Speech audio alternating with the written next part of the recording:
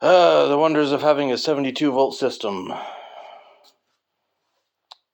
Having 6 batteries and having a massive long range.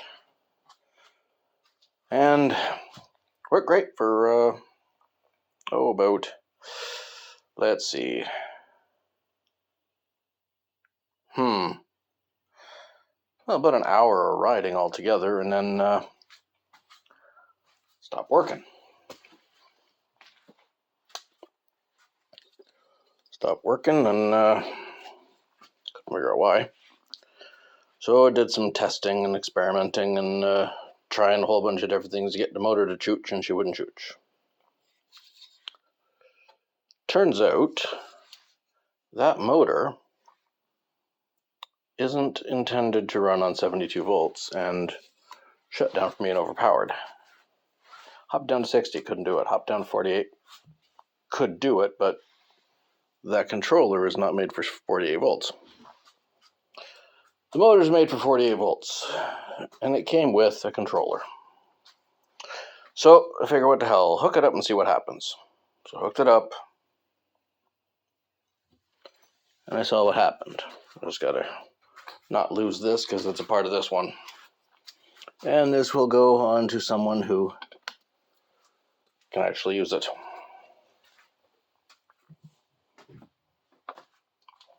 So as this stands, let's see. I turn on the power. I turn on the ignition I have hooked up to the power. It has 3-speed control, which I hooked up.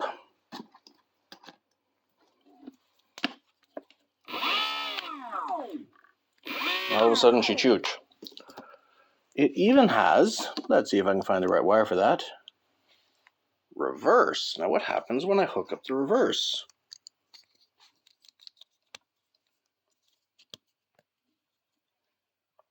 I hit the throttle.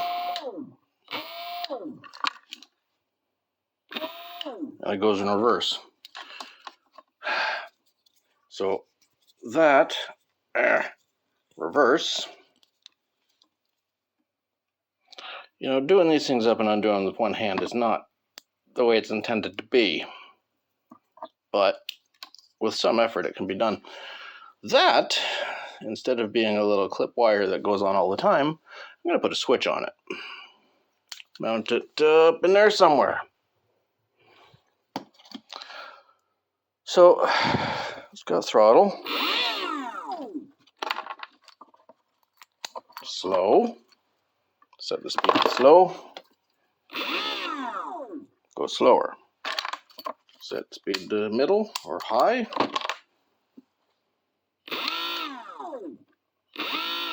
Slower.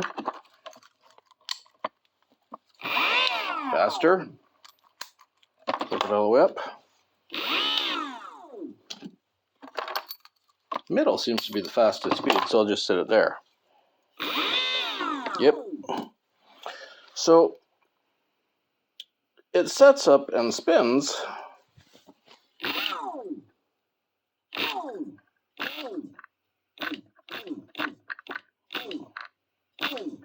opposite the direction I need it to spin these wheels in the right direction to make it move forward. So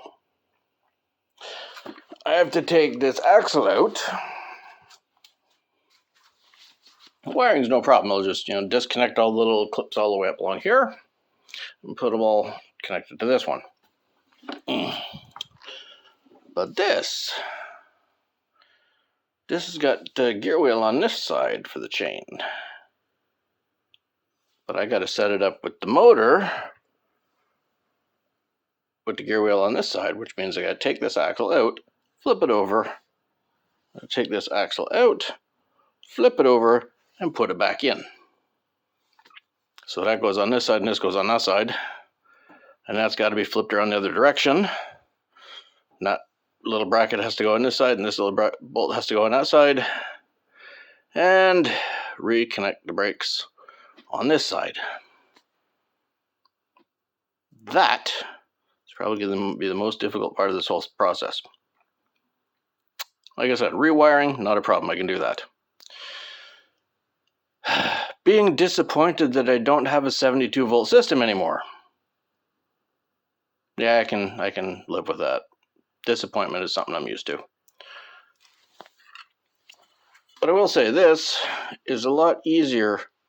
This system with the wires and everything is a lot easier to operate and then close.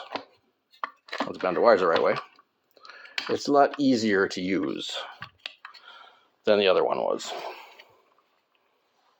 And considering it's the correct motor that matches the controller, everything wires up exactly as it's supposed to be. And be interested to find out what it's like having a reverse gear on this thing. I don't know if I'm ever going to use it, but I have it. That's going to be nice. And proper speed control, that's going to be nice. And if I need to replace the throttle, I can. But the downside is I got to take this whole body off now and rewire the whole fucking thing from one end to the other.